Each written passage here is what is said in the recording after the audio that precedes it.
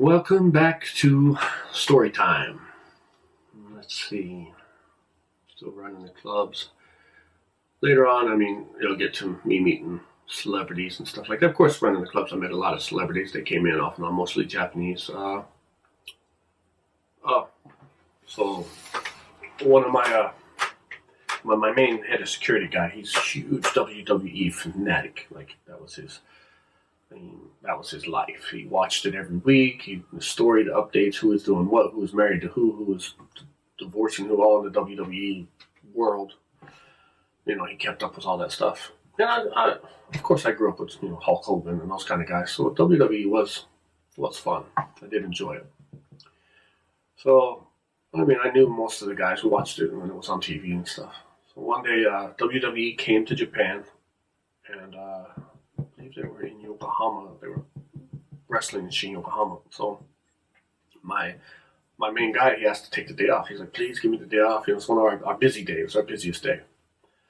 So I was like, you work hard all the time. Go ahead, take it off. Go watch your wrestling. Totally fine. So he takes off.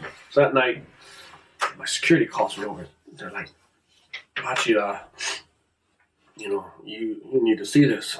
So I come over to the stairs, and 10, 15 guys come up the stairs. They're huge. Like, these guys are just monsters. And once they get to, visible sight, I was like, oh, that's whoever, Undertaker or Kurt Angle and whoever else was there, Brock Lesnar or whoever was there, and A-Train and Mysterio and these guys, they were all coming up. So I was like, oh, so they come upstairs, and my security, they usually pat people down, check them and stuff, and I was like, it's okay. I said, hey guys, because they came kind of early, it wasn't packed yet. I was like, we don't have a VIP available right now, so tell you what, I'll make you a little section in the corner. You guys can hang there and just enjoy it. And to be honest with you, Rey Mysterio was the most polite, respectful guy out of the entire group. And it was the girls and the guys all together. And he started to pick up, started to get busy. And, he came up to me and he's like, excuse me, sir. I'm very sorry to bother you. I know you're busy. I just had a question to ask you. I'm like, yeah, sure. I love Rey Mysterio just from his wrestling as well. So, I'm a fan. It's like, yeah, what can I do for you? And he was like, we're trying to get drinks and we're waiting in these lines and, it's so busy and it's taking forever. And is there any way you could help? I'm sorry to do this. I'll tip you whatever. We'll tip extra to the bartenders. We'll pay, extra for the drinks, whatever it takes. Just, I need to get the guys the drinks and it's just taking forever. And he's just really polite. And I was like, tell you what, come here. So I take him up to the bar and I call for one of my head bartenders. And I was like, look, take care of him. If he comes to the counter, first service, he doesn't wait in line. And the bar says, oh, yeah, sure, of course. So I was like, and this round is on me. So the first, their 20 drinks that they got. And he went, he's like, thank you so much. That's so cool of you. And at the time, there was a football team in town, like Falcons or, I don't remember, Patriots or something. There was a football team in town. Don't quote me on that. I don't remember which team it was, but they were here doing an exhibition game for some reason for NFL or something. So they were in there too. So we had a club full of huge people.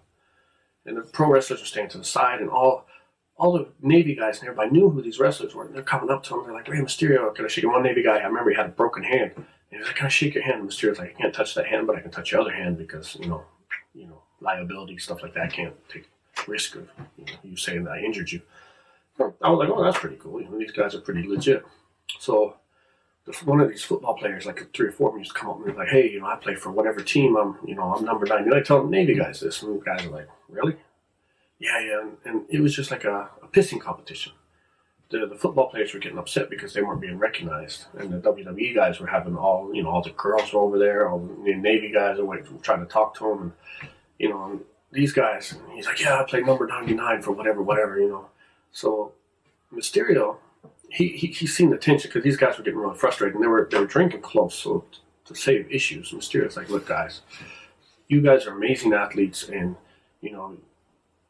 the only difference between you and what we do is we're wrestling 360 days a year. We don't wear masks, we don't cover helmets or anything like that. So they just recognize us. But it's just as important as us, don't feel like that. Don't feel that you're not. Let me buy you guys a drink. And he was trying to, defuse the problem before it got worse, because a couple of these guys were becoming real dicks about how they weren't being recognized or they weren't being noticed. And that told me they were probably minor league guys and stuff. They weren't, because the real football stars were just been like, I'm loving it that I'm being left alone. These minor league kind of guys, these second string, third string guys were just like upset. And they're literally telling the guys, hey, you know who I am, don't you? I'm number 99 for the whatever team and stuff. The guy was like, I watch the team, but I don't recognize you. So Mysterio, he kind of tried to defuse the issue, and he bought him drinks. And he's like, don't even think about it. You guys wear helmets all the time. It's hard to recognize you guys, but I'm sure some of these guys would recognize you if they saw you, kind of thing. So don't take offense to it. So that was an interesting thing. These guys, because if they would have started fighting, it would have just been a horrible mess, because they were just huge people. I barely come up to the legs. We'll tell you this one, though. One of the guys, probably the biggest guy out of them all, he's just a monster. He wore a log chain as a necklace. He was a total dick. I don't want to say names. I don't want to talk negative about anybody specific, but he was just a beast. He's taller than everybody, bigger than everybody, wider than everybody. And Navy guys would go up to him and ask him, he's like, get the F away from me. Leave me alone. And he just sitting there, and him sitting down on a stool he was still taller than everybody. He was still higher than most people standing up. And he would just if he wanted to talk to somebody, he'd just grab them. And, it didn't matter who the person is with. He was a dick. And Mysterio even apologized to me. He's like, I'm so sorry, he gets like that, don't take offense to it, because I think my battery died on my mic, so the sound might go off a little bit on this one, so we'll just keep it going this way. I should have started that. So anyway, Mysterio apologized, said he gets like that, don't take offense. Because I asked him something, I was like, hey, do you need another drink? Are you okay? And he was like, of course I'm okay. I didn't ask you to come over here, kind of thing. So Mysterio was like, oh, I'm so sorry. He didn't, he doesn't know that it's your club or whatever. And I was like, yeah, no problem. People are like that. So not a fan of that guy. Not a fan of his at all.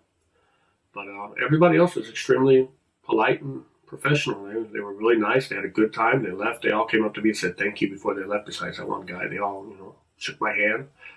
But the funny thing is I called my staff. I was like, hey, where you at? He was like, oh, I'm at home right now. I'm watching the kids. After the WWE match, I let my wife go out, so I'm with kids. I say, hey, the entire WWE team is here right now. And I said, you didn't have to pay all that money for tickets. You could have just been here drinking with them or partying with them. So he was all upset after that. I can't believe it. So that was my experience with the WWE guys. It was fun. Rey Mysterio is a great guy. If you ever meet him or anything. Actually, a few years ago, I was flying somewhere, and I got on a plane, and I think Andrew Jones got me a plane ticket home, first class. And I was sitting in first class, and right next to me, what was his name? JVD, John Van Dam, or whatever. The guy that did split. I think John Van Dam or something. He was sitting next to me. And at first I looked at him, and I knew right away he was a wrestler. But then it clicked. I was like, hey. What was it? JVD or whatever. I was like, pro wrestling, blah, blah, blah. He was like, yeah. I said, we met a few years. Well, actually, it was a long time ago then. And I was like, in Japan. He was like, oh, really? Yeah, great. I love Japan. And I was like, yeah, I had the club. He was like, oh, that was you. Because at the time, I, of course, had long hair and I was more in shape and stuff. He's like, yeah, man, that was the time. We had a great time there. That was you. Oh, my God, yeah. It was amazing. Thank you so much for everything you did, because I helped him out with some things, got him drinks, introduced him to people. So, yeah, we talked the entire flight through wherever I was flying, to Springfield or wherever. And I think he was going to Florida or Atlanta or something. So, yeah, it was pretty cool. He remembered me as that guy at the club in Japan, so felt good. So, anyway, that's that story. Stay tuned. I'll try to think of another one. Take care.